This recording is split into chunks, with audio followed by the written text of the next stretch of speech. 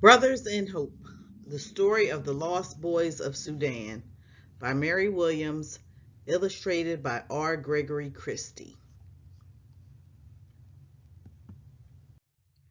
Author's Note: I first became aware of the Lost Boys of Sudan in January 2000 while working for the International Rescue Committee, a refugee resettlement agency charged with helping newly arriving refugees adjust to life in the United States. I had lived and worked in two African nations and had some knowledge of the troubles that Sudan was experiencing. I knew Sudan was the largest country in Africa and that it was embroiled in one of Africa's longest running civil wars, a war that had been raging on and off since the mid 1950s and was based on religious, political, and economic conflicts. What I did not know was that more than 2 million people, the majority from southern Sudan, had lost their lives in this war. I was also shocked to learn that during a period of renewed fighting in the mid 1980s, approximately 30,000 southern Sudanese children, many under 10 years old, were forced on a trek of nearly 1,000 miles in search of refuge. They came to be known as the Lost Boys of Sudan.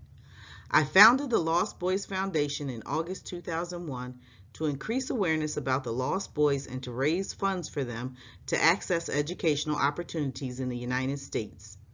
Before meeting any of the lost boys, I assumed they would be hardened and embittered by their experiences, the loss of their parents, near starvation, and exposure to violence, persecution, and deprivation. Imagine my surprise when the first group of 10 young men walked into my office with huge smiles on their faces and excellent manners. They spoke English well and were quick to laugh. It was obvious they felt blessed to be given the opportunity to come to the United States. When I asked one young man how they had endured such an arduous journey, he simply smiled and said, "It was the grace of God." The Lost Boys' unrelenting faith in God, their loyalty to one another, and their desire to acquire an education to better themselves and their country is a powerful statement to the strength of the human spirit. This book is based on the true story of the Lost Boys, as told to me by the young men who lived it. Mary Williams, founder, the Lost Boys Foundation. I was born in southern Sudan. I lived with my mother and father, grandparents, and two sisters in a small mud and thatch house. We were considered wealthy because my father owned many cattle. As a young boy, I was frightened of these big animals. "I am too small to care for such big animals," I cried when my father told me I would have to learn to tend the cattle. My father just smiled. "Garang, be brave," he said. "Your heart and mind are strong. There is nothing you cannot do." When I turned 8 years old, I began to tend some small calves on my own. I cleaned them, nursed them when they were sick, and led them to the very best pastures and watering holes. I quickly grew to love these animals. Then, one day, everything in my life changed. I was far from home tending my animals when my village was attacked. I could hear bangs like thunder and see flashing lights in the distance. Suddenly, an airplane was circling above. Clouds of dust rose from the ground and bullets began to rain down on my herd. Many of the animals were killed. Others ran away in fear. My throat and eyes were full of dust, but I found my way to the forest, where I hid in the shadows of the trees. When the storm of bullets passed, I ran back to my village to find my family, but everyone was gone. The houses were burning and everything was destroyed. I began to wander down the road, and soon I met other boys who could not find their families. We began to search together. As we walked, we met more boys on the road. At first, there was just me. One. Soon, one became many, too many to count. Before war came, I had never seen so many people in one place. My village had only 100 people. Now I was in a moving village with thousands of boys. Like me, the other boys were away from their villages tending their cattle when war came. The adults and girls had stayed behind. Some of the boys were only 5 years old. The oldest boys were not more than 15. We were children, not used to caring for ourselves. Without our parents, we were lost. We had to learn to take care of one another. The older boys decided to have a meeting. "We must work together if we are to survive," one of the boys said. "We will form groups and choose a leader for each group." "Garing Den," someone yelled. My name! I had been chosen to lead a group of 35 boys. I was proud but scared. I knew how to take care of animals, not boys. But I did not want to let my fear keep me from helping my brothers. Then I remembered what my father had told me. "Garing, be brave. Your heart and mind are strong. There is nothing you cannot do." I joined the group of leaders and we decided we would walk to a country called Ethiopia. Before war came to our villages, many of us had heard our elders talk of Ethiopia. They had said Ethiopians would provide a safe place for Sudanese running from the war. Some of the older boys knew we must travel east to reach Ethiopia. It was very far and the journey would be dangerous, but it was our only hope. We decided it was best to walk at night and sleep in the forest during the day to avoid soldiers and the severe heat of the sun. Many argued that it was too dangerous to walk at night because of animals hunting for food. After much talk, we agreed that the soldiers and their warplanes were more dangerous than the animals. We also decided that the older boys would adopt younger boys who couldn't care for themselves. I chose a little boy in my group named Chuti Bowl. He was only 5 and cried for his mother. The next evening we found the road to Ethiopia. We were glad to have a full, bright moon, but it was still very dark. To make sure we did not lose anyone, each boy held the hand of the boy in front of him. Chuti was too small to walk long distances. I often carried him on my back. Everyone was tired and hungry, but no one complained. There were a few boys in my group who knew how to find wild fruits that were good to eat, and others who could hunt wild birds. Some days we had food to share, but most days there was no food to be found. We often ate leaves and bark from trees. Finding food was not the only problem. Many days it was hot and dry and we were very thirsty. Sometimes we had to drink our urine to get moisture in our bodies. There were times when we got very sick. We made sure to rest often so the weaker boys could keep up. We did many things to help us forget our hunger and our aching bodies. We played games and told stories. We made animal figures from mud, mostly cattle. I told Chuti how I used to care for calves.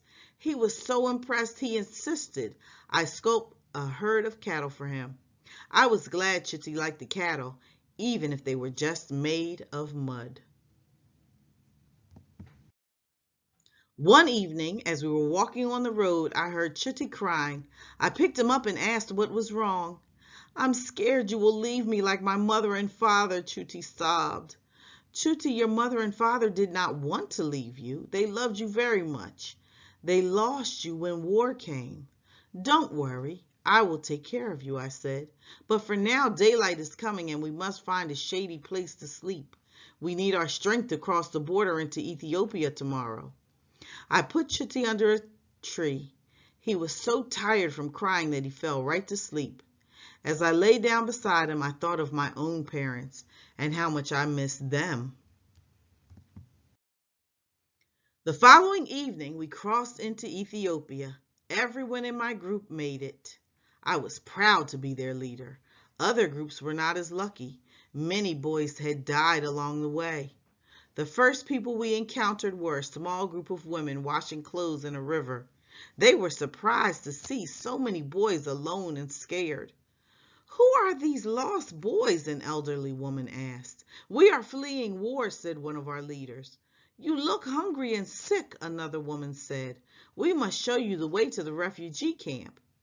"What is a refugee camp?" I asked. The woman told us a refugee camp is a place for people to go when their country is not safe. The kind women stopped their washing and put us on the road to the camp. In the refugee camp, we met a man named Tom who was from the United States. His job was to help refugees like us. "I will do my best to get you food and shelter," Tom said. Tom was true to his promise. For the first time in a long while, we ate every day. It wasn't much, just lentils and flour, but after months with almost nothing to eat, it seemed like a feast.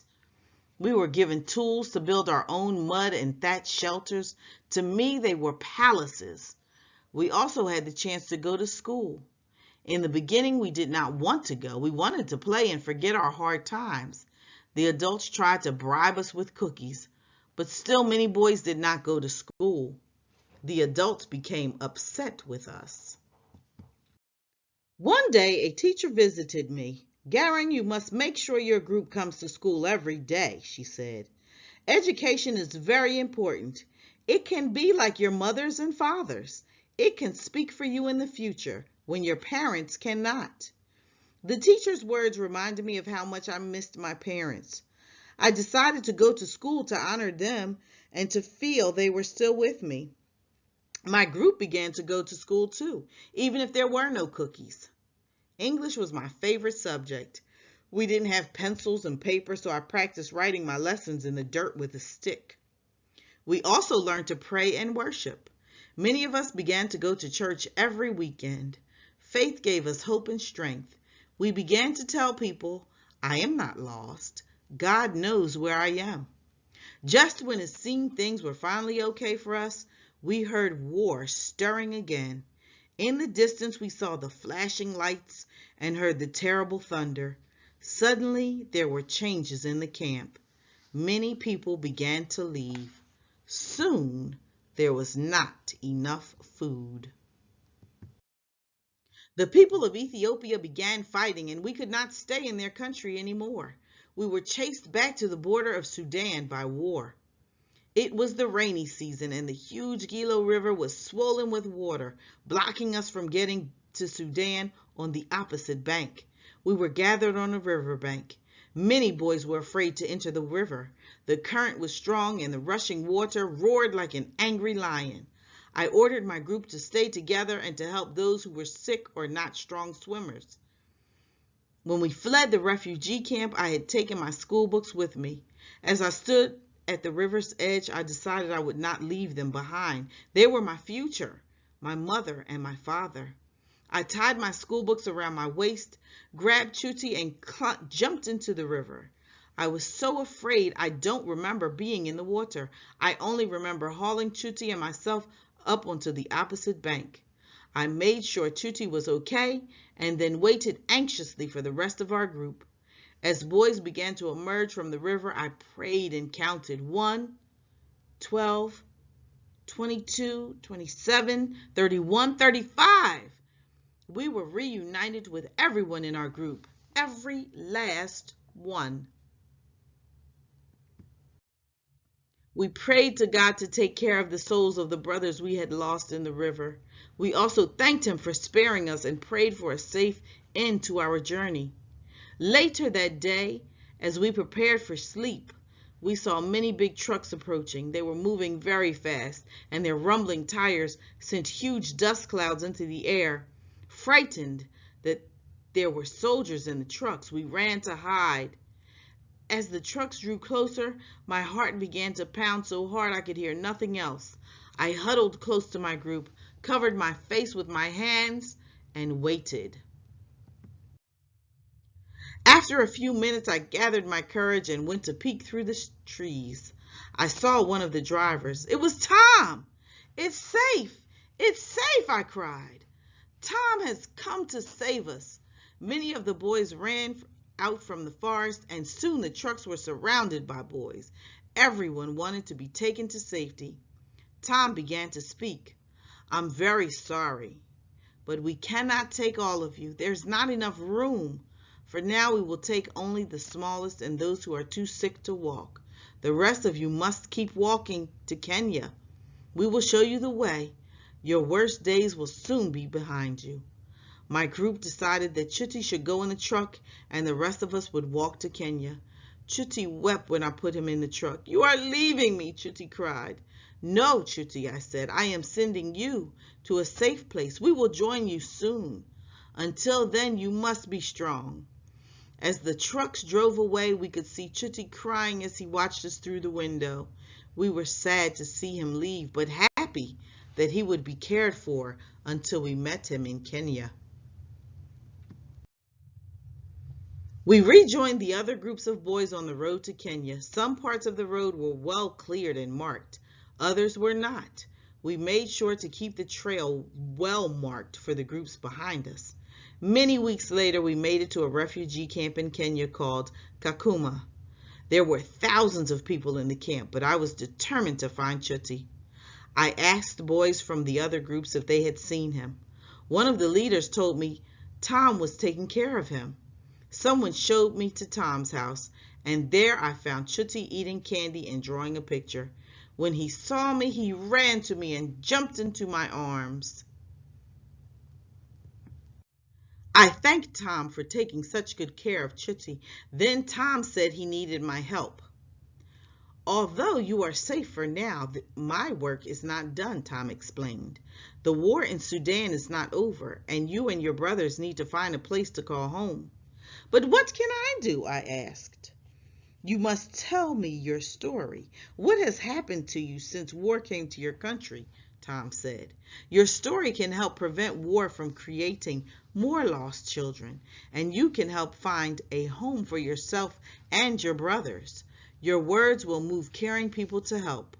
So I shared my story with Tom. I talked all day and all night. Then we cried and prayed. After telling my story, the storm of war no longer seemed as scary. The thunder was not as loud. A few days after our talk, Tom left the camp. Without Tom around, things began to change. Life in Kenya became very hard.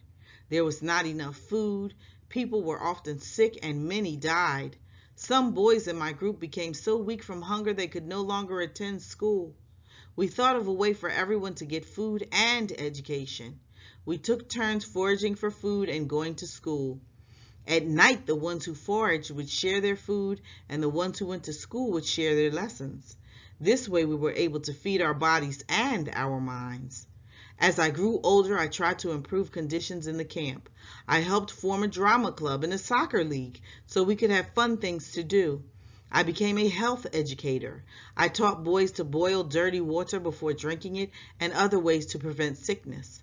Chuti was growing older too. I continued to care for him, and he helped me in my work. He was a very smart boy who often tutored other boys in math and English. I became a young man with responsibilities, which made me feel good. But despite my best efforts, life continued to be a daily struggle for survival. I often worried about my future and Chuti's. I was 21 years old when Tom returned to Kakuma. When I went out to greet him, I almost did not recognize him. His hair had turned gray. I hugged him very hard. "You have changed, Tom," I said. Tom laughed. "Yes, I am now an old man, and you are a young man." "Where have you been, Tom? Did you forget about us?" I asked. "I did not forget you, Garang," Tom said. "Your words have been with me, and I have been sharing them with people in many countries. Now, the United States is offering you and your brothers a home." Tom called a meeting and told us about the United States. He said there would be people coming to teach us about this country in preparation for our journey. I remember our teachers in Ethiopia telling us that the United States was very far away and life there was very different. I was happy to hear that my brothers and I would have a new place to live, but I was also very afraid. I wondered if people in America would accept me, a lost boy with nothing but a few tattered school books. I thought it might be better to stay in Kakuma. I went to the forest to be alone and think about all the things Tom had told us. I also remembered my father's words. Your heart and mind are strong. There is nothing you cannot do. When I first heard those words, I did not understand them. Now I knew them to be true. My heart was strong with faith and the love of my brothers, and my mind was filled with wisdom from books and the many changes in my life. I was no longer afraid. I would find the strength to make a new life.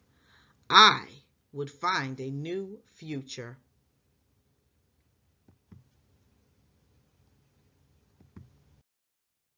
Afterward, the Lost Boys' journey took them on a dangerous path across deserts, over mountains, and through rivers. Thousands of the original boys died from the violence, starvation, and diseases they encountered. For others, the journey continued to refugee camps where they lived for years in severe conditions, often existing on one meal a day or less. In 2000, the United States began its resettlement of approximately 3,800 lost boys. These young men in their early and late 20s started their lives anew in cities across the United States, from Atlanta, Georgia to Fargo, North Dakota, and beyond. Before moving to the United States, many of them had never encountered conveniences such as running water, electricity, cars, and modern food preparation. American volunteers helped the Lost Boys in the difficult process of adjusting to their new surroundings and learning the basics of life in a developed country. Although some of the young men have made tremendous strides in the first few years in the United States, cultural adjustment continues to be a challenge. Several communities of lost boys do not benefit from the resources and emotional support of committed volunteers. As a result, some of the young men are finding it difficult to reach their full potential. They struggle to fit in with their American peers, find gainful employment, and access psychological and medical care. Perhaps most frustrating, many of the lost boys have had a difficult time accessing and financing the educational opportunities they see as vital to their future and the future of their people. Despite the numerous challenges they face in the United States, the Lost Boys hold on tightly to their faith and their belief through education and determination they will one day help bring peace and renewal to their war-torn homeland. If you wish to learn more about the Lost Boys, please visit leeandlow.com/p/williams.mhtml.